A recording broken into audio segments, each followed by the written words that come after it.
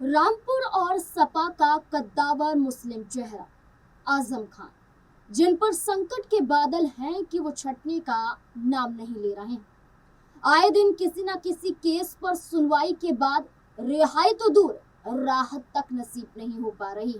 सिर्फ और सिर्फ अदालत से आजम खान और उनके परिवार को झटका ही लग रहा है।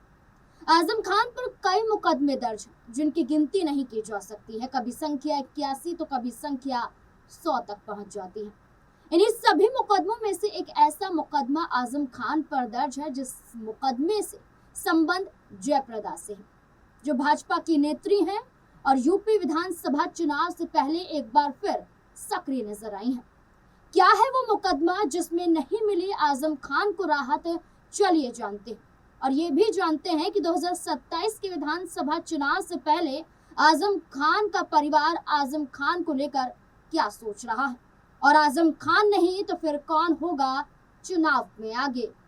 चलिए जानते हैं सभी जानकारी इस रिपोर्ट। आजम खान सहित 11 पर आरोप तय। सपा नेता आजम खान के खिलाफ एक और मुकदमा ट्रायल पर आ गया है। पूर्व सांसद और फिल्म अभिनेत्री जयप्रदा को लेकर अशोभनीय टिप्पणी के इस मामले में 6 मई को एमपी एमएलए स्पेशल कोर्ट के न्यायाधीश शोभित बंसल ने आजम खान समेत सभी पर आरोप तय कर दिए हैं। इस मामले में आजम खान समेत 11 लोग नामजद हैं। इनमें आजम खान रामपुर जेल और नगर पालिका के पूर्व चेयरमैन अजहर खान बिजनौर की जेल में बंद है। दोनों को वीडियो कॉन्फ्रेंस से न्यायालय में पेश किया गया, यानी कि कोर्ट के समक्ष पेश किया गया, जबकि बाकी आरोपियों को न्यायालय में व्यक्तिगत रूप से हाजिर होना पड़ा। जयप्रदा पर आजम की विवादित टिप्पणी। साल 2019 के लोकसभा चुनाव में आजम खान पहली बार सांसद बने थे। उन्होंने भाजपा प्रत्याशी जयप्रदा को हराया था।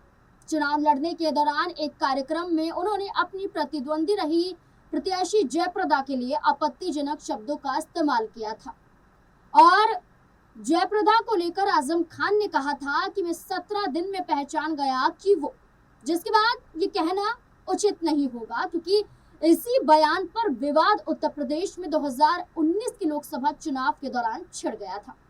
इसी के साथ साथ आजम खान ने यह भी कहा था कि वे जानते हैं कि ये शब्द कहां जाकर लग रहे हैं और मैं किसके लिए कह रहा हूं।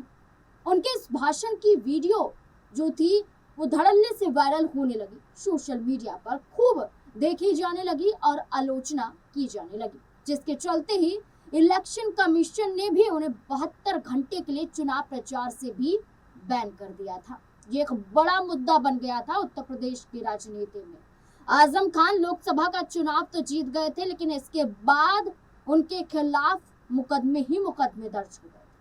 जयप्रदा से जुड़ा विवाद मानो आज भी गर्म नजर आता है, क्योंकि 2027 का चुनाव और इससे पहले आजम खान पर जयप्रदा मामले में सुनवाई होना और राहत ना मिलते हुए आरोप तय होना, ये बताता है कि आजम खान को अभी राहत मिलने वाली नहीं है। कैसे हुआ मुकदमा दर्ज? इस घटना के बाद नगर विधायक आकाश सक्सेना ने इस संबंध में सिविल लाइंस कोतवाली में तहरीर दी थी, जिसमें आजम खान, उनके बड़े बेटे अदीब आजम, पूर्व नगर पालिका अध्यक्ष अजहर अहमद खान, कार्यक्रम के आयोजक शाहनवी खां उर्फ रानू खां, पूर्व जिला अध्यक्ष उमेंद्र सिंह, सैयद असलम आकिब, सलमान अहमद, मुराद खां, महबूब उर्फ हीरो, फैज आमिर और कैप्टन वसीम खान को भी नामजद किया गया था।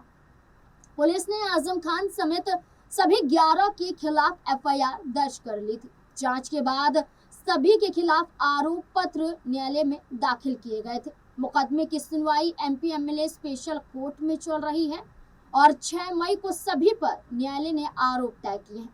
न्यायाधीश शोभित बंसल ने आरोप पढ़कर भी सुनाए। सभी ने आरोपों से इनकार किया, लेकिन मामला थमा नहीं।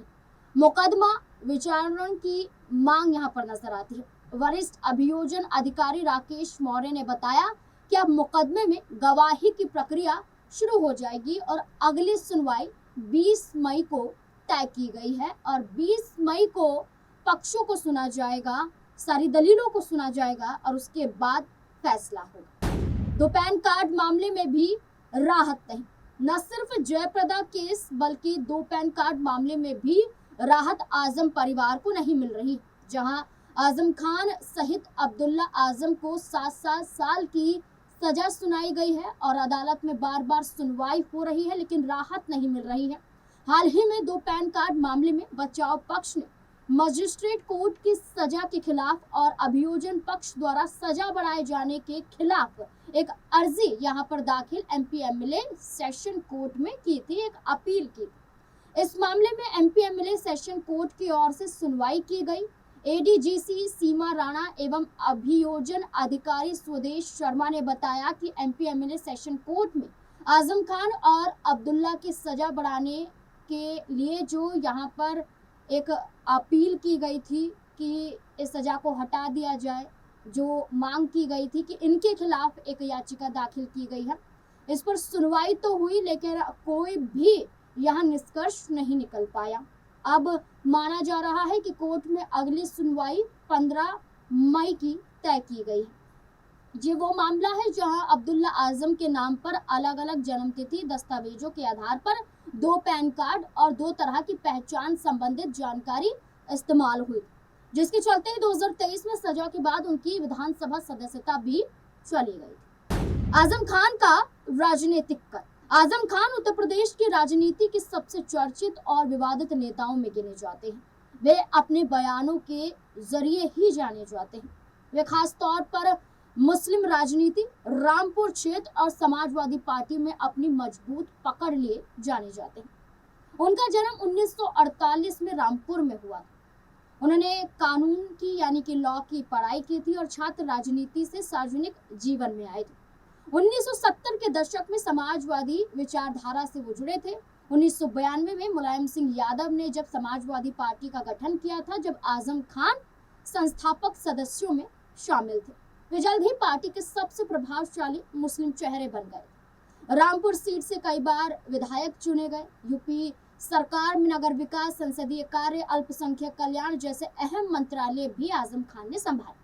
अखिलेश यादव सरकार में वे बेहद ताकतवर मंत्री माने जाते थे। 2012-2017 के करीब आजम खान ने सांसदी का चुनाव भी एक बार जीता। उसी की वजह से जयप्रदा का मामला सुर्खियों में आया था और आजम खान मुश्किलों में आए थे और इसी के बाद से आजम खान की मुश्किलें बढ़ने लगी थी।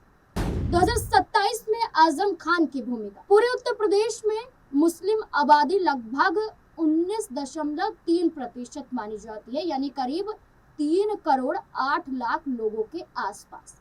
वही रामपुर की बात करें तो लगभग रामपुर में मुस्लिम आबादी 50.6% है। और रामपुर को आजम खान की वजह से जाना जाता है। तभी माना जा रहा है कि आजम खान का जेल से बाहर आना जरूरी है। ये सभी जानते हैं कि अब्दुल्ला और आजम खान चुनाव नहीं लड़ सकते हैं अगर वो जेल से बाहर आए भी। लेकिन चर्चा है कि जो पकड़ आजम खान की रामपुर में है, मुस्लिम समुदाय पर है, इसको बरकरार रखना बेहद जरूरी है, बहुत ज्यादा जरूरी है, बेहद। यहाँ पर नजर आता है कि आजम खान के रुतबे को हटाया नहीं जा सकता है, जिसके चलते चर्चा ये हो रही है कि परिवार से कोई बाहर आ सकता है, यानी कि राजनीति में उतर सकता है, विधानसभा का चुनाव लड़ सकता है। 2027 के विधानसभा चुनाव से पहले आजम परिवार में चर्चा शुरू हो गई। सूत्रों के हवाले से कहा जा रहा है कि ये चर्चा उनकी मुंह बोली बेटी एकता कौशिक को लेकर भी हो रही है और चर्चा उनकी बहू सिद्रा अदीब आजम को लेकर भी हो रही है। गौरतलब है कि जयप्रदा भी हाल फिलहाल में सुर्खियों में आई। जयप्रदा लंबे समय से गायब थी। जब 2019 में लोकसभा का चुनाव वो हारी, उसके बाद उत्तर प्रदेश की राजनीति से मानो गुम ही हो गई। लेकिन 2027 की विधानसभा चुनाव से पहले एक झलक उत्तर प्रदेश में जयप्रदा की देखने को मिली, जब उनकी मुलाकात भाजपा प्रदेश अध्यक्ष से हुई, उनकी मुलाकात भाजपा नेत्री अपर्णा यादव से हुई और इसी मुलाकात के बाद माना जा रहा है कि भारतीय जनता पार्टी जयप्रदा को लॉन्च करना चाहती है, यानी कि फिर से राजनीति में उतारना चाहती है। हो सकता है कि आजम खान के गढ़ को ध्वस्त करने के लिए जयप्रदा का यहाँ पर इस्तेमाल किया जाए, या साफ राजनीतिक शब्दों में कहा जाए तो चुनाव लड़ाया जा सकता है जयप्रदा को विधानसभा का। अब ऐसे में ये चर्चा है कि जयप्रदा भी राजनीति में सक्रिय हो रही हैं, इनकी भागीदारी बढ़ रही है। आजम खान का बयान है, इस बयान को तूल देते हुए जयप्रदा वोट बटोर सकती है, यानी कि इमोशनल कार्ड खेल सकती है अगर बीजेपी ने 27 के चुनाव में आगे किया तो। अब ऐसे में ये चर्चा है कि जयप्रदा अगर आगे आ रही हैं और आजम खान को राहत नहीं मिल रही है, ये भी माना जा रहा है कि ऐसा ना हो कि 27 का चुनाव आ जाए और आजम खान तब भी जेल से रिहा ना हो पाए। समाजवादी पार्टी के राष्ट्रीय अध्यक्ष बेशक बार बार कहते रहे कि उनकी सरकार आएगी तो सारे मुकदमे आजम खान से हटा दिए जाएंगे, उनकी सरकार आएगी तो जो निर्दोष हैं जिन्हें जेल में बंद किया गया है उन्हें जेल से बाहर निकाला जाए। बार बार आजम खान के हमदर्द अखिलेश यादव बनते हैं, लेकिन आजम खान का परिवार अब अखिलेश यादव को उतना पसंद नहीं करता है, क्योंकि कई बार तंजीम फातिमा ने भी कहा है कि अल्लाह पर भरोसा है, इसके अलावा किसी और पर भरोसा नहीं। इस बीच में जब आजम खान जेल से रिहा हुए थे तो चर्चा थी कि वो बसपा में जा सकते हैं, क्योंकि वो खुद सपा के करीब होते हुए भी अपने आप को ऐसा महसूस करवा रहे थे कि वो खास सपा के लिए अब नहीं, यानी कि वो जो कद था स्वर्गीय मुलायम सिंह यादव के कार्यकाल के दौरान, वो कद अब नजर नहीं आता है आजम खान का। तो अब ऐसे में चर्चा है कि क्या होगा आजम खान के भविष्य को लेकर, आजम खान चुनाव लड़ पाएंगे कि नहीं लड़ पाएंगे, ये स्पष्ट नजर आता है, क्योंकि उन पर मुकदमा है और जल्द से जल्द मान लीजिए कि वो चुनाव नहीं लड़ पाएंगे, क्योंकि 1 साल के अंदर ये पूरा प्रोसेस नहीं हो पाएगा। इस बीच में ये भी माना जा रहा है कि उनके बेटे अब्दुल्ला आजम भी चुनाव नहीं लड़ पाएंगे। अदीब आजम को लेकर ऐसी चर्चा है नहीं, तो माना जा रहा है कि उनकी बहू सिद्रा रामपुर में सक्रिय रही हैं, चुनाव प्रचार के दौरान भी नजर आई हैं, मीडिया के सामने काफी बयान उनके सामने आए हैं। एकता कौशिक की बात करें, मुंह बोली बेटी है, उनको लेकर भी चर्चा होती रहती है कि वो परिवार का ही हिस्सा है, आजम खान उन्हें अपनी बेटी मानते हैं। तो आजम खान के गढ़ को बचाने के लिए किसी महिला चेहरे को आगे करना पड़ेगा और परिवार से ही वो चेहरा होगा। तो माना जा रहा है कि एकता कौशिक या सिद्रा अदीब आजम से कोई चेहरा आगे हो सकता है 2027 के यूपी विधानसभा चुनाव।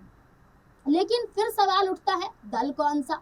सपा से नाराज चल रहे हैं तो क्या सपा के साथ जाएंगे या फिर बसपा के साथ जाएंगे या फिर यहाँ निर्दलीय चुनाव में उतरेंगे? तो कई अगर मगर हैं, कई सवाल हैं। अब देखना होगा कि राहत तो आजम खान को नहीं मिल रही है, लेकिन आने वाले समय में क्या परिवार राजनीति में और विधानसभा के चुनाव लड़ने के लिए क्या कोई फैसला ले सकता है? इस पूरे मुद्दे को लेकर आपको क्या लगता है?